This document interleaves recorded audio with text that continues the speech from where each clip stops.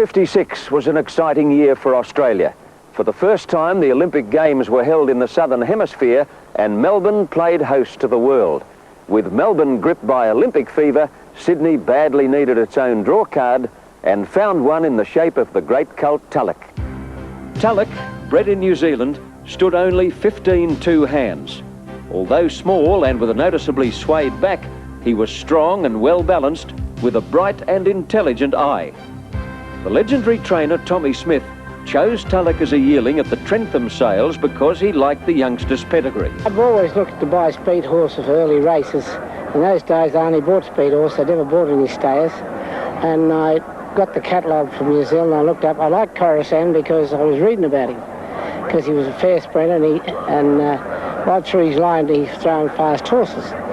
When I went there, there was 10 horses in the sale ring by Coruscant, 8 colts and 2 fillies. And as I went around them, I didn't like any of them. Till I got the last one and I was looking at this little horse, he was pretty set up over the door like that. I said, bring the horse out. And my brother Dick was with me and I said to him, funny thing, the only horse I like amongst those, that little horse. For only 750 guineas, Tulloch was secured for his new owner, Mr. E.A. Haley, and Smith settled the youngster into the routine of training. He was soon the star of the stable, showing plenty of ability in private, enough for Smith to outline an ambitious program. The youngster got off to a promising start, winning 7 out of 13 races as a 2-year-old. Well, he wasn't good at Todman. Todman was too good for him over short journeys, but when they met Todman at the Memsie Stakes, he was too good for Todman. But those 2 freak horses at the time. But I only wish that Todman could have raced as a 3-year-old because you would have seen a marvellous exhibition of galloping between 2 great horses. But I doubt there's ever been a horse in this part of the world could ever beat Tulloch as a 3-year-old. As a 3-year-old, Tulloch joined the ranks of the Immortals, winning 14 of his 16 starts.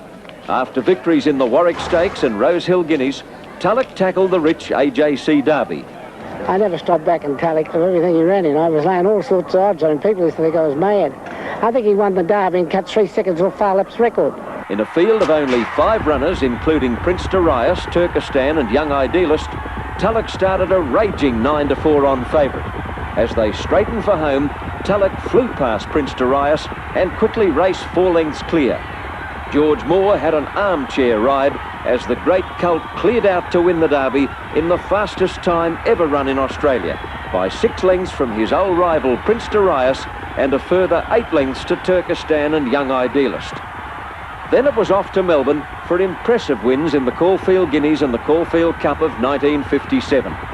In the straight, Tulloch flew past the leaders Shadow Play, Max Amber and Sailor's Guide and ran home unextended to win the Cup by 2 lengths from Max Amber with Sailor's Guide third.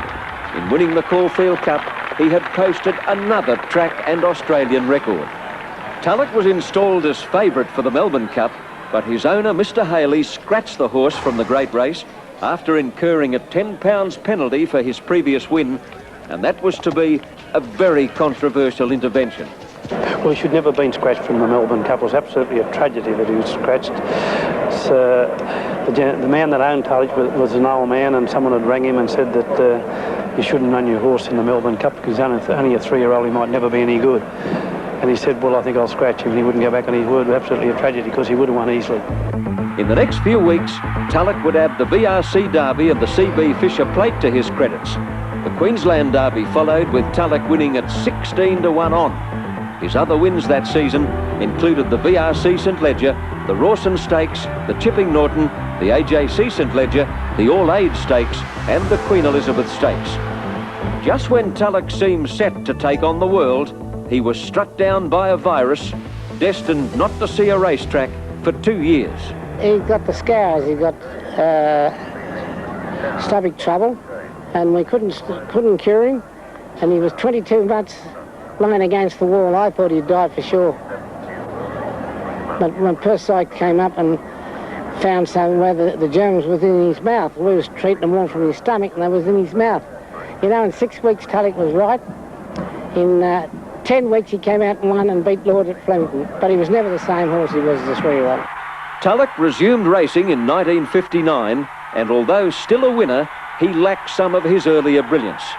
He still managed to become the first horse to reach £100,000 in prize money by winning the Port Adelaide S.J. Pullman Stakes. His final race was the 2-mile Brisbane Cup, starting equal favourite with Sharpley. He made light of a 22-pound weight disadvantage and won brilliantly by a length and 3/4.